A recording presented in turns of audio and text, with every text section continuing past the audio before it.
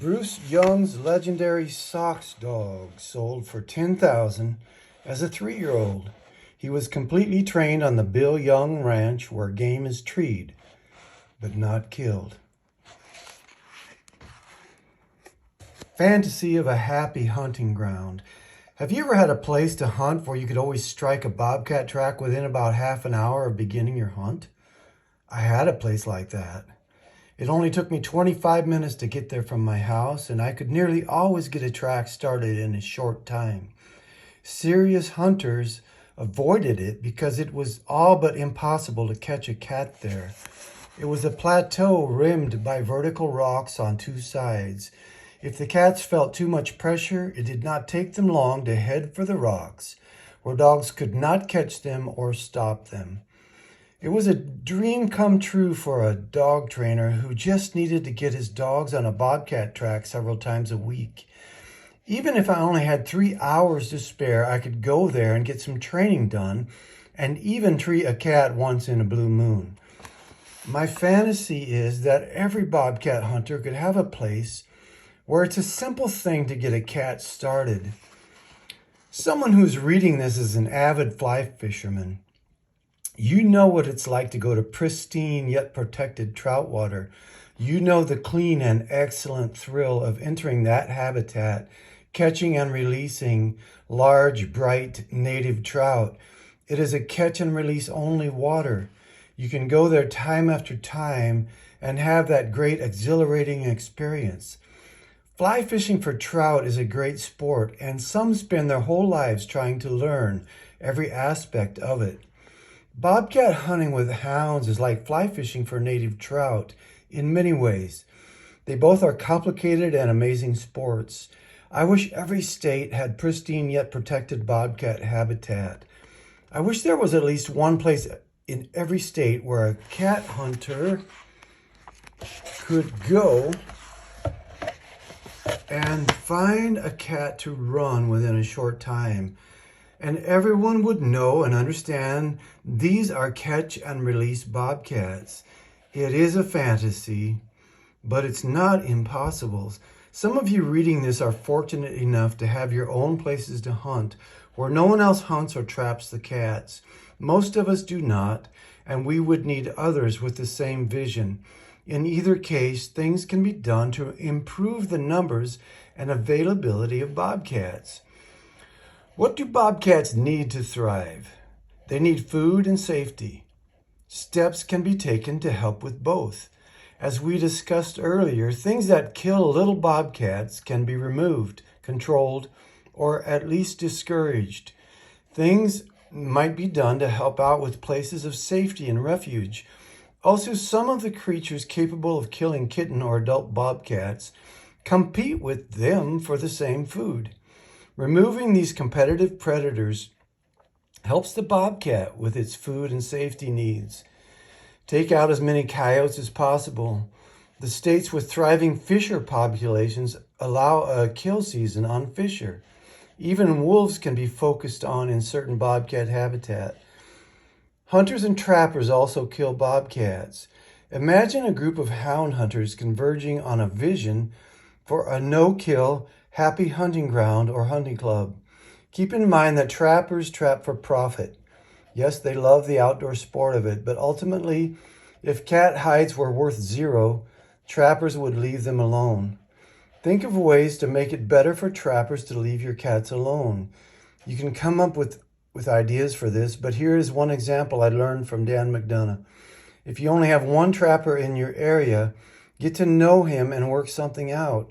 Find out how many cats he usually takes from your area, then offer him the price of that many hides to help you protect the area for catch and release. He would have none of the normal expenses associated with harvesting, preparing, and selling the fur, yet he would have all the profit. A modified version of this would be a formal or informal regulation that females are never taken out of this area. Males over a certain weight or track size are allowed to be taken. In snow hunting, this would be very simple. Many people who have snow hunted can estimate the weight of a cat within 2 to 4 pounds. by studying the track.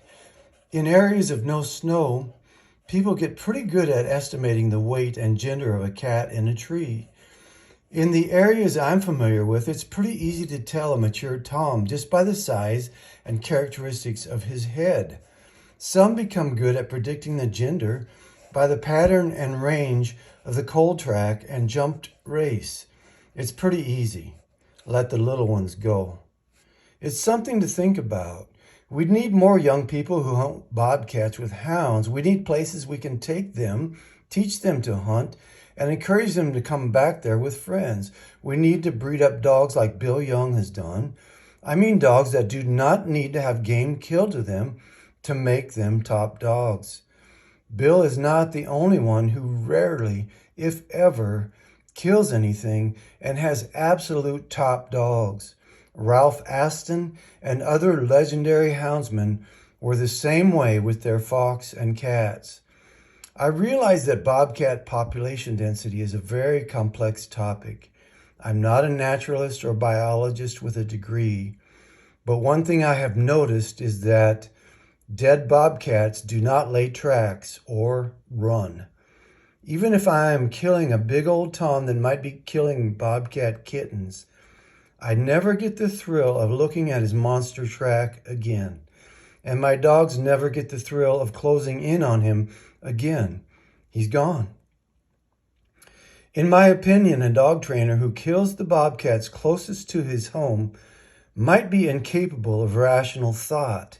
Sit down sometime with a calculator and pencil and figure out how much money you spend each year on your cat hunting. Include the extra cost of living where you can keep dogs, the cost of transportation, including vehicle and fuel, the cost of your time if you were working for a decent wage, the dog purchase, food, shelter, protection, training, electronics, and health. Add the costs of equipment and miscellaneous costs of hunting. Multiply these by 4 years to train your dog. Now try to put a dollar amount on any strained or broken relationships. Add these up. Then estimate the number of jumped bobcat tracks you are able to get your dogs on each year. Take your total cost and divide it by the number of jumped races you get per year. Then you will have the price of a bobcat race. For one northern man, it was $690 per jumped race. Do you really want to kill the animal that could give you the $690 race and make babies that can do the same? Think about that female bobcat killed in your area 3 years ago. What if she was still alive? Let's say she raised 2 kittens each year and her daughters had 2 kittens each year. That one female would be over 12 cats by now, 21 by next year. But hey, you got a good price for her hide, right? Well, I'm glad to hear from you. I'll tell Bruce that you called. Yeah, tell him hi for me, and I surely will. all right, well, God bless you, and we'll be in touch then. Thank you, David. May God bless you too, sir. Okay, thank you. Okay, you have a good day now. Okay, bye, Bill. All right, take care.